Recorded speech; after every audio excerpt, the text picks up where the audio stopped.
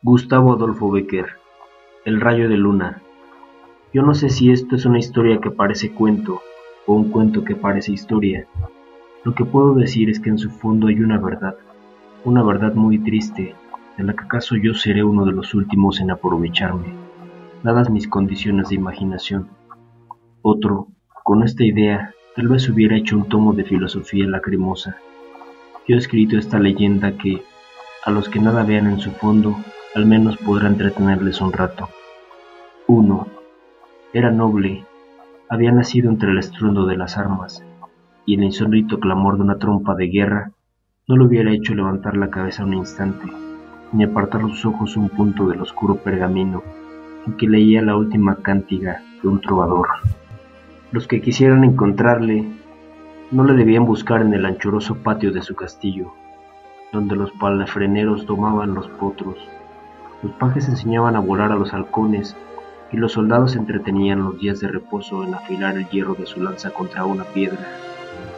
¿Dónde está Manrique? ¿Dónde está vuestro señor?, preguntaba algunas veces su madre. No sabemos, respondían sus servidores.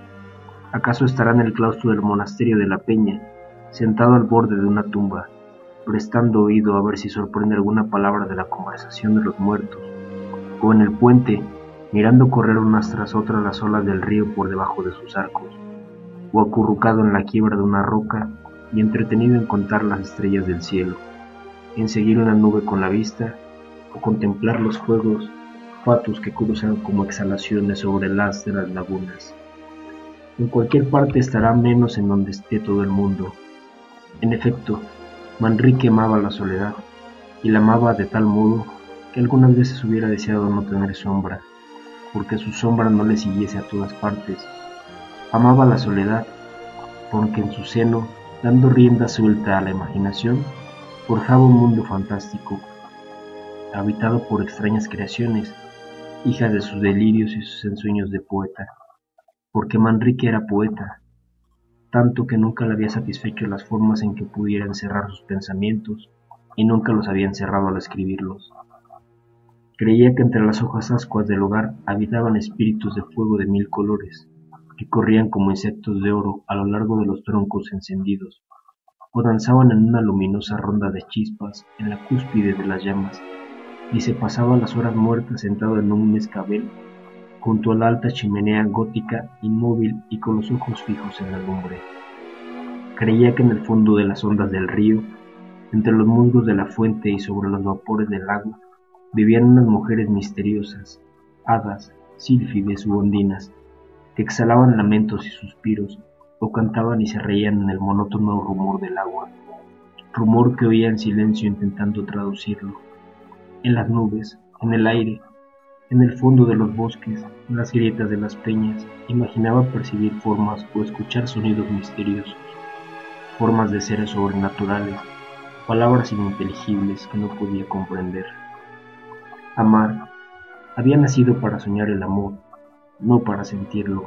Amaba a todas las mujeres un instante, a esta porque era rubia, a aquella porque tenía los labios rojos, a la otra porque se cimbreaba al andar como un junco.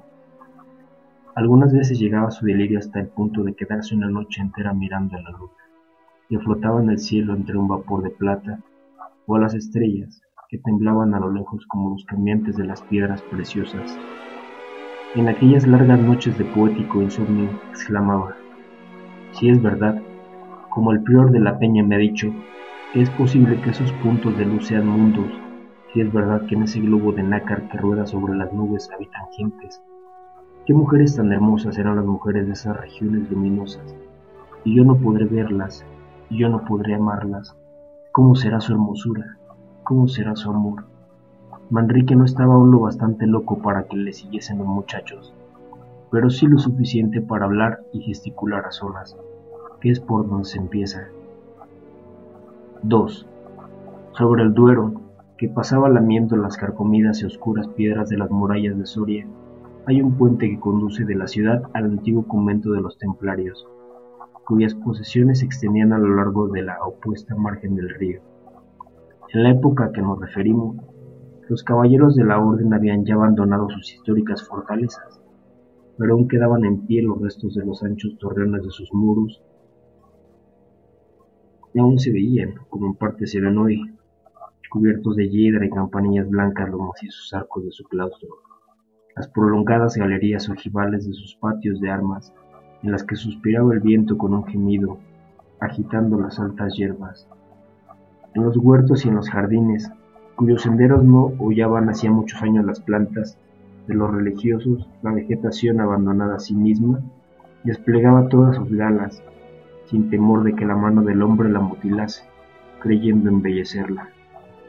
Las plantas trepadoras subían encaramándose por los añosos troncos de los árboles, las sombrías calles de álamos, cuyas copas se tocaban y se confundían entre sí, se habían cubierto de césped.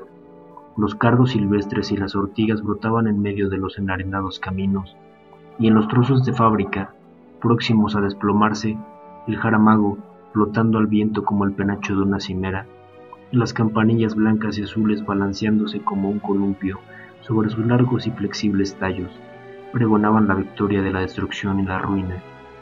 Era de noche, una noche de verano, templada, llena de perfumes y de rumores apacibles, y con luna blanca y serena, en mitad de un cielo azul, luminoso y transparente, Manrique, presa de su imaginación de un vértigo de poesía, después de atravesar el puente, desde donde contempló un momento la negra silueta de la ciudad, que se destacaba sobre el fondo de algunas nubes blanquecinas y ligeras arrolladas en el horizonte, se internó en las desiertas ruinas de los templarios.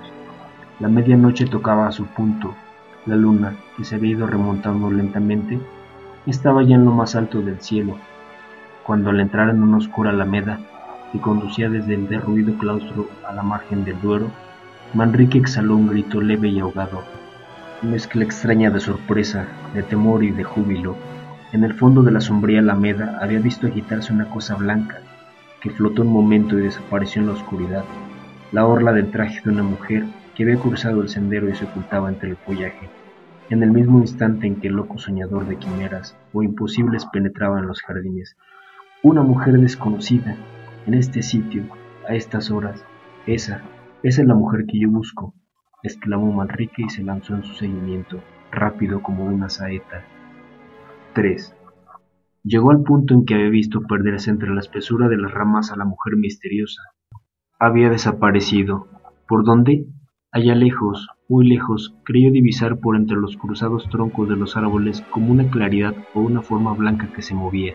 Es ella, que lleva alas en los pies y huye como una sombra, dijo, y se precipitó en su busca, separando con las manos las redes de hiedra que se extendían como un tapiz de unos en otros álamos.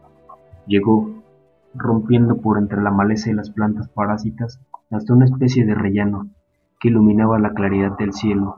Nadie. Ah, por aquí va, exclamó entonces. Oigo sus pisadas sobre las rocas secas y el crujido de su traje que arrastra por el suelo y roza los arbustos. Y corría como un loco de aquí para allá, y no la veía. Pero siguen sonando sus pisadas, murmuró otra vez. Creo que ha hablado, no hay duda, ha hablado. El viento que suspira entre las ramas, las hojas que parece que rezan en voz baja, me han impedido oír lo que ha dicho, pero no hay duda, va por ahí, ha hablado, ha hablado. ¿En qué idioma? No sé, pero es una lengua extranjera, y tornó a correr en su seguimiento unas veces creyendo verla, otras pensando oírla, ya notando que las ramas, por entre las cuales había desaparecido, se movían, ya imaginando distinguir en la arena la huella de sus breves pies. Luego, firmemente persuadido de que un perfume especial que aspiraba a intervalos era un aroma perteneciente a aquella mujer que se burlaba de él, complaciéndose en oírle por entre aquellas intrincadas malezas. Afán inútil. Vagó algunas horas de un lado a otro, fuera de sí, ya parándose para escuchar, ya deslizándose con las mayores precauciones sobre la hierba, ya en una carrera frenética y desesperada, avanzando por entre los inmensos jardines que bordeaban la margen del río, llegó al fin al pie de las rocas sobre las que se eleva la ermita de San Santubio. Tal vez desde esta altura podré orientarme para seguir mis pesquisas a través de ese confuso laberinto, exclamó trepando de peña en peña con la ayuda de su daga. Llegó a la cima, desde la que se descubre la ciudad en lontananza y una gran parte del Duero que se retuerce a sus pies, arrastrando una corriente impetuosa y oscura por entre las corvas márgenes que lo encarcelan. Manrique, una vez en lo alto de las rocas, tendió la vista a su alrededor, pero al tenderla y fijarla al cabo en un punto, no pudo contener una blasfemia. La luz de la luna rielaba chispeando en la estela que dejaba en pos de sí una barca que se dirigía a todo remo a la orilla opuesta. En aquella barca había creído distinguir una forma blanca y esbelta, una mujer sin duda, la mujer que había visto en los templarios, la mujer de sus sueños, la realización de sus más locas esperanzas. Se descolgó de las peñas con la agilidad de un gamo, arrojó al suelo la gorra, cuya redonda y larga pluma podía embarazarle al correr, y desnudándose del ancho capotillo de terciopelo, partió como una exhalación hacia el puente. Pensaba atravesarlo y llegar a la ciudad antes que la barca tocase la otra orilla. Locura, cuando Manrique llegó jadeante y cubierto de sudor a la entrada. Ya los que habían atravesado el Duero por la parte de San Saturio entraban en Soria por una de las puertas del muro. En aquel tiempo llegaba hasta la margen del río, en cuyas aguas se retrataban sus pardas almenas. 4. Aunque desvanecida su esperanza de alcanzar a los que habían entrado por el postigo de San Saturio, no por eso nuestro héroe perdió la de saber la casa que en la ciudad podía albergarlos. Fija en su mente esta idea, penetró en la población y dirigiéndose hacia el barrio de San Juan, comenzó a vagar por sus calles a la aventura. Las calles de Soria eran entonces, y lo son todavía, estrechas, oscuras y tortuosas. Un silencio profundo reinaba en ellas, silencio que solo interrumpían, ora el lejano ladrido de un perro, ora el rumor de una puerta al cerrarse, ora el relincho de un corcel que piafando hacía sonar la cadena que le sujetaba al pesebre en las subterráneas caballerizas. Manrique, con el oído atento a estos rumores de la noche, que unas veces le parecían los pasos de alguna persona que había doblado, ya la última esquina de un callejón desierto, otras, voces confusas de gentes que hablaban a sus espaldas, que a cada momento esperaba ver a su lado. Anduvo algunas horas corriendo al azar de un sitio a otro. Por último, se detuvo al pie de un caserón de piedra, oscuro y antiquísimo, y al detenerse brillaron sus ojos con una indescriptible expresión de alegría. En una de las altas ventanas, ojivales de aquel pudiéramos llamar palacio, se veía un rayo de luz templada y suave que, pasando a través de unas ligeras colgaduras de seda color rosa, se reflejaba en el negruzco y agrietado paredón de la casa de enfrente. No cabe duda, aquí vive una desconocida, murmuró el joven con voz baja sin apartar un punto sus ojos de la ventana gótica. Aquí vive. Ella entró por el póstigo de San Saturio. Por el póstigo de San Saturio se viene a este barrio. En este barrio hay una casa, donde pasada la medianoche aún hay gente en vela. ¿En vela? ¿Quién sino ella que vuelve de sus nocturnas excursiones puede estarlo a estas horas? No hay más, esta es su casa. En esta firme persuasión y revolviendo en su cabeza las más locas y fantásticas imaginaciones, esperó el alba frente a la ventana gótica, de la que en toda la noche no le faltó la luz, ni él separó la vista un momento. Cuando llegó el día, las macizas puertas del arco que daban entrada al caserón, y sobre cuya clave se veían esculpidos los blasones de su dueño, giraron pesadamente sobre los goznes con un chirrido prolongado y agudo. Un escudero apareció bajo el dintel con un manojo de llaves en la mano, restregándose los ojos y enseñando al bostezar una caja de dientes capaces de dar envidia a un cocodrilo. Verle Manrique y lanzarse a la puerta, todo fue obra de un instante. ¿Quién habita en esta casa? ¿Cómo se llama ella? ¿De dónde es? ¿A qué ha venido a Soria? ¿Tiene esposo? Responde, animal. Esta fue la salutación que, sacudiéndole el brazo violentamente, dirigió al pobre escudero, el cual, después de mirarle un buen espacio de tiempo con ojos espantados y estúpidos, le contestó con voz entrecortada por la sorpresa. En esta casa vive el muy honrado señor don Alonso de Valdecuellos, montero mayor de nuestro señor el rey, que, herido en la guerra contra los moros, se encuentra en esta ciudad reponiéndose de sus fatigas. Pero, ¿y su hija?, le interrumpió el joven impaciente. ¿Y su hija, o su hermana, o su esposa, o lo que sea? No tiene ninguna mujer consigo. ¿No tiene ninguna? Pues, ¿quién duerme allí en aquel aposento donde toda la noche he visto arder una luz? ¿Allí? Allí duerme mi señor don Alonso, que, como se halla enfermo, mantiene encendida su lámpara hasta que amanece. Un rayo cayendo de improviso a sus pies no le hubiera causado más asombro que el que le causaron estas palabras. Yo la he de encontrar, y si la encuentro, estoy casi seguro de que he de conocerla. ¿En qué? Eso es lo que no podré decir, pero he de conocerla. El eco de sus pisadas, o una sola palabra suya que vuelva a oír, un extremo de su traje, un solo extremo que vuelva a ver, me bastarán para conseguirlo. Noche y día estoy mirando flotar delante de mis ojos aquellos pliegues de una tela diáfana y blanquísima. Noche y día me están sonando aquí dentro, dentro de la cabeza, el crujido de su traje, el confuso rumor de sus ininteligibles palabras. ¿Qué dijo? Ah, si yo pudiera saber lo que dijo, acaso, pero aún sin saberlo la encontraré, me lo da el corazón, y mi corazón no me engaña nunca. Verdad es que yo he recorrido inútilmente todas las calles de Soria, que he pasado noches y noches al sereno, he hecho poste de una esquina, me he gastado más de 20 doblas de oro en hacer charlar a dueñas y escuderos, que he dado agua bendita en San Nicolás a una vieja, rebujada con tal arte en su manto de anacoste, que se me figuró ver una deidad, y al salir de la colegiata una noche de maitines, creyendo que el extremo de sus solapandas era el del traje de mi desconocida.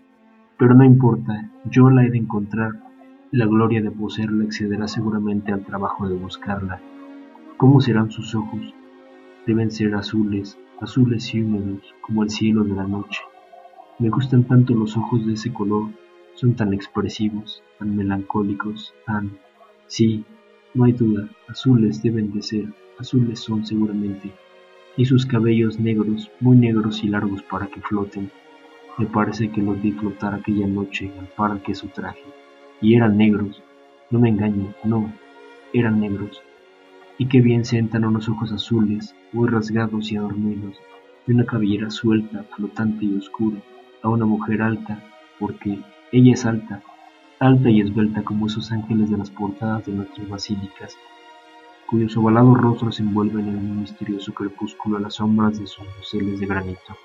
Su voz la he oído, su voz es suave como el rumor del viento en las hojas de los álamos, y su andar acompasado y majestuoso como las cadencias de una música. Y esa mujer, que es hermosa como el más hermoso de mis sueños de adolescente, que piensa como yo pienso, que gusta como yo gusto, que odia lo que yo odio, que es un espíritu hermano de mi espíritu, que es el complemento de mi ser, ¿no se ha de sentir conmovida al encontrarme? ¿No ha de amar como yo la amaré, como la amo ya, con todas las fuerzas de mi vida, con todas las facultades de mi alma? Vamos, vamos al sitio donde la vi la primera y única vez que la he visto. ¿Quién sabe si caprichosa como yo, amiga de la soledad y el misterio, como todas las almas soñadoras, se complace en vagar por entre las ruinas en el silencio de la noche?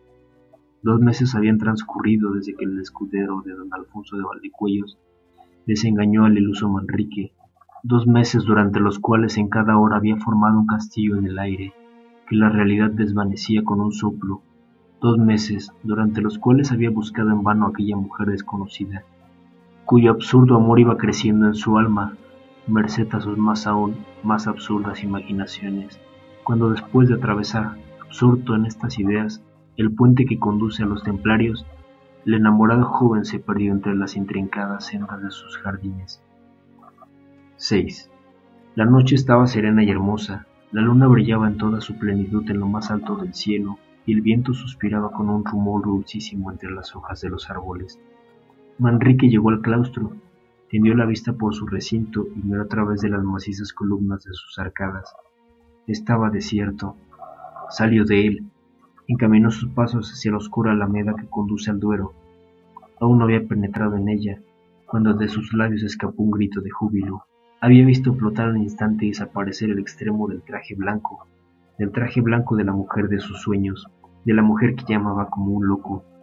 Corre, corre en su busca, llega al sitio en que la ha visto desaparecer, pero al llegar se detiene, fija los espantados ojos en el suelo, permanece un rato inmóvil, un ligero temblor nervioso agita sus miembros, un temblor que va creciendo y ofrece los síntomas de una verdadera convulsión, y prorrumpe al fin en una carcajada sonora, estridente, horrible. Aquella cosa blanca, ligera, flotante, había vuelto a brillar ante sus ojos, pero habría brillado a sus pies un instante, no más que un instante. Era un rayo de luna que penetraba a intervalos por entre la verde bóveda de los árboles cuando el viento movía sus ramas. Habían pasado algunos años. Manrique, sentado en un sitial junto a la alta chimenea gótica de su castillo, inmóvil, casi y con una mirada vaga e inquieta como la de un idiota, apenas prestaba atención ni a las caricias de su madre, ni a los consuelos de sus servidores. Tú eres joven, tú eres hermoso, le decía aquella. ¿Por qué te consumes en la soledad? ¿Por qué no buscas una mujer a quien ames y que amándote pueda hacerte feliz? El amor, el amor es un rayo de luna, murmuraba el joven. ¿Por qué no despertáis de ese letargo? Le decía uno de sus escuderos. Os vestís de hierro de pies a cabeza, mandáis desplegar al aire vuestro pendón de rico hombre y marchamos a la guerra. En la guerra se encuentra la gloria. La gloria, la gloria es un rayo de luna. ¿Queréis que os diga una cantiga, la última que ha compuesto Mosén Arnaldo, el trovador provenzal? No, no, exclamó el joven incorporándose colérico en su sitial. No quiero nada, es decir, sí quiero que me dejéis solo. Cantigas, mujeres, glorias, felicidad, mentiras, todo fantasmas vanos que formamos en nuestra imaginación y vestimos a nuestro antojo y los amamos y corremos tras ellos. ¿Para qué? ¿Para qué? Para encontrar un rayo de luna. Manrique estaba loco, por lo menos todo el mundo lo creía así. A mí, por el contrario, se me figuraba que lo que había hecho era recuperar el juicio. Fin.